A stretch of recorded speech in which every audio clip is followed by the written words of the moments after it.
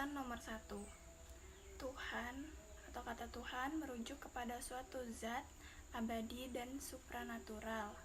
Allah Subhanahu wa Ta'ala merupakan sang pencipta manusia dari alam semesta yang disebut dengan Khalik. Namun sering juga disebut dengan Al-Rabb, Rabb Al-Amin, Rabb kulli syai'i. Rabb biasanya diterjemahkan dengan Tuhan yang mengandung pengertian sebagai tarbiyah, juga sebagai murabi Allah dalam artian menumbuh kembangkan, merupakan fungsi rububiyah yang biasanya dipahami sebagai fungsi kependidikan. Manusia di dalam Al-Quran, manusia disebut dengan nama insan, ins, nas, dan unas. Manusia dalam pengertian insan adalah manusia makhluk yang berakal yang berperan sebagai subjek kebudayaan. Dapat juga dikatakan bahwa manusia sebagai insan menunjukkan manusia sebagai makhluk psikis yang mempunyai potensi alami seperti fitrah, kalbu, dan akal. Potensi ilmiah menjadi manusia sebagai makhluk yang tertinggi martabatnya dibandingkan dengan makhluk-makhluk yang lain. Alam, Tuhan telah menjadikan alam dengan seperangkat aturan yang Dia sebut dengan istilah qadar. Karakteristik dan sifat ilmiah yang merupakan amar Tuhan terhadap alam. Karenanya, segala yang ada di alam adalah Islam, karena ia tunduk dan patuh terhadap amar Tuhan. Karenanya pula Al-Quran mengatakan bahwa alam bertasbih kepada Tuhan. Tuhan menciptakan alam semesta bukanlah tanpa tujuan, tetapi lewat ciptaannya dan misinya, yaitu beribadah kepadanya. Pengertian filsafat pendidikan Islam adalah usaha untuk mencari konsep-konsep yang mengarahkan manusia di antara berbagai gejala yang tentunya mempunyai perbedaan satu sama lain, sehingga memerlukan suatu proses pendidikan dalam rancangan yang integral dan terpadu. Filsafat memberikan dasar pendidikan apabila filsafat memberikan berbagai pemikiran atau pengertian teoritis mengenai pendidikan. Jadi dapat dijelaskan bahwa hakikat pendidikan merupakan pemikiran dalam berbagai usaha pemikiran dan pemecahan masalah pendidikan. Yang kedua, ruang lingkup filsafat pendidikan Islam.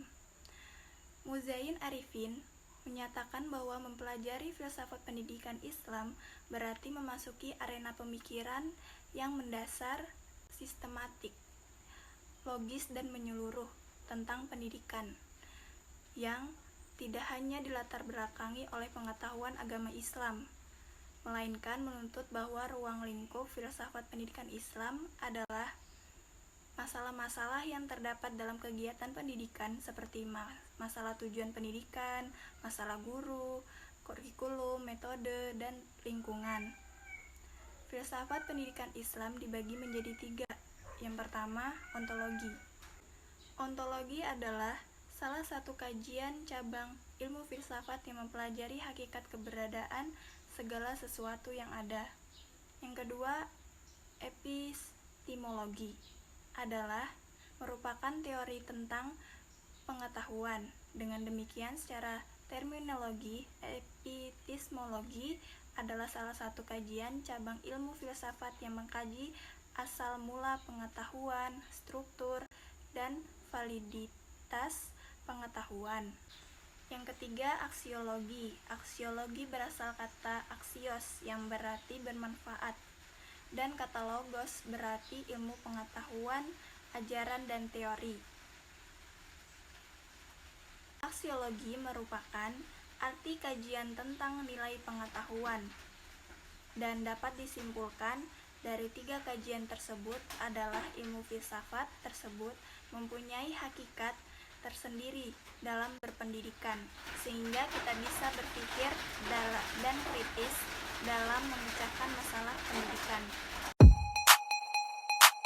Yang ketiga, filsafat filsafat pendidikan dalam Islam yang mempunyai ikatan langsung dengan nilai-nilai dan ajaran Islam yang mengatur seluruh aspek kehidupannya. Sementara dalam filsafat Barat, yaitu yang pertama proses belajar mengajar. Dalam pendidikan Barat semata-mata masalah keduniaan karena bersifat skularitik. Tanggung jawab belajar mengajar juga semata-mata terfokus pada urusan manusia. Kepentingan belajar mengajar juga hanya untuk memenuhi kepentingan dunia sekarang dan di sini. Proses belajar mengajar dalam pendidikan Islam adalah aktivitas amal ibadah yang berkaitan erat dengan pengabdian penghambaan kepada Allah Subhanahu wa taala. Jadi, tanggung jawab belajar mengajar yaitu adalah kemanusiaan, juga tanggung jawab spiritual.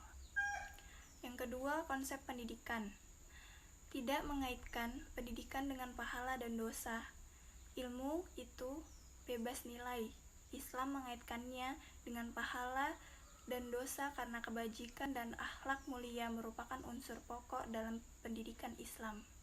Yang ketiga, tujuan akhir pendidikan. Hidup sejahtera di dunia sebagai warga negara maupun sebagai warga rakyat atau masyarakat, terwujudnya insan kamil atau manusia sempurna dan paripurna yang pembentukannya selalu dalam proses panjang hidup. Dengan filsafat, kegiatan pendidikan Islam yang terjadi di masyarakat berbeda walau tujuannya sama.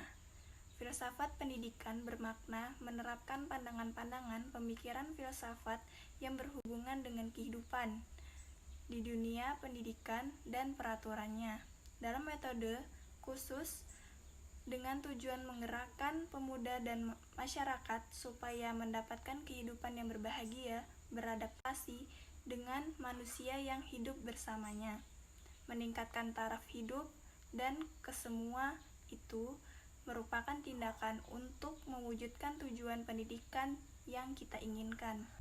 Kaitannya dengan pendidikan Islam yaitu menemukan hakikat pendidikan Islam yang sebenarnya. Pendidikan Islam berorientasi pada perilaku ke arah yang lebih baik, sehingga bercetak kader-kader bangsa yang berbudi luhur dan bertakwa kepada Allah Subhanahu wa taala. Karena itu, kita berpikir dengan filosofis. Diharapkan pendidik dapat menemukan format pendidikan Islam yang ideal untuk tercapai tujuan pendidikan Islam.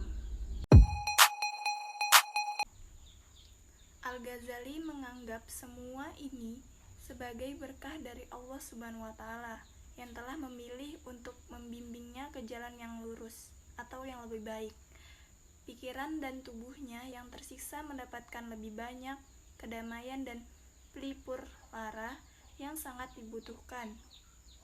Namun, ia tak lupa bahwasanya ilmu itu sendiri perlu dituntut melihat keindahan dan keutamaan yang dimilikinya. Menurut Al-Ghazali, pendidikan proses haruslah kepada pendekatan diri kepada Allah Subhanahu wa taala, mengarah manusia untuk mencapai tujuan hidup, yakni berbahagia di dunia dan di akhirat. Ibnu Khaldun, tujuan pendidikan Islam memiliki dua bagian. Yang pertama, tujuan pendidikan yang berorientasi kepada duniawi dan di akhirat. Yang pertama, tujuan pendidikan berorientasi yang di akhirat. Ibnu Khaldun menjelaskan bahwa kitab Mukadimah bahwa mengajar anak-anak mendalami Al-Quran merupakan suatu simbol dan pekerti Islam.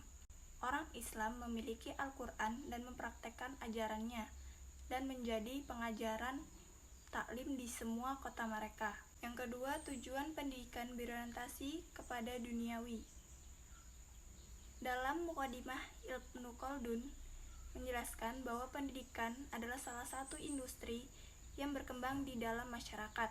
Ibnu Khaldun berpendapat bahwa industri ini berkembang di dalam masyarakat karena pendidikan penting bagi kehidupan individu. seperti berkembang industri yang sederhana dan dibutuhkan di dalam kehidupan seperti pertanian, pembangunan, pertukangan kayu, dan jahit-menjahit. Kiai Haji Hasyim Al-Ansari.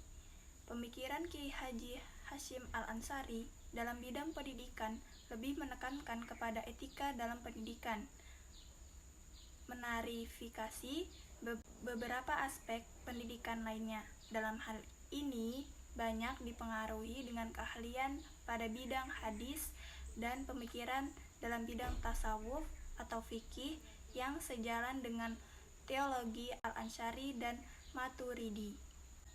Kiai Haji Hasyim Al-Ansari memandang pendidik sebagai pihak yang sangat penting dalam pendidikan. Baginya, guru adalah sosok yang mampu mentransmisikan ilmu pengetahuan di samping pembentuk sikap dan etika peserta didik. Dan yang terakhir, Syekh Az-Zarnuji. Perjalanan kehidupan Az-Zarnuji tidak dapat diketahui secara pasti. Hidup pada masa kerajaan di Abbasiyah atau di Baghdad, kapan pastinya masih menjadi perdebatan hingga sekarang. Az-Zarnuji menuntut ilmu di Bukhara dan Samarkand, dua tempat yang disebut sebagai pusat keilmuan dan pengajaran. RK meyakini bahwa Az-Zarnuji hidup di penghujung abad 12 dan awal abad 13 Masehi.